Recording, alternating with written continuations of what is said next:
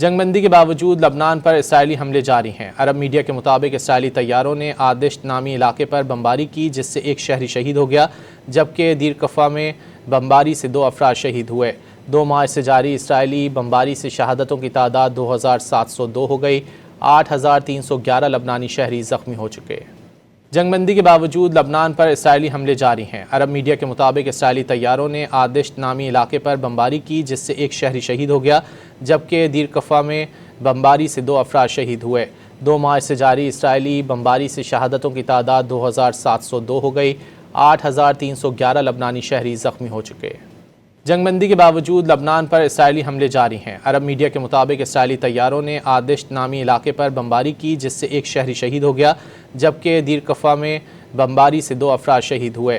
2 مارچ سے جاری اسرائیلی بمباری سے شہادتوں کی تعداد 2702 ہو گئی، 8311 لبنانی شہری زخمی ہو چکے۔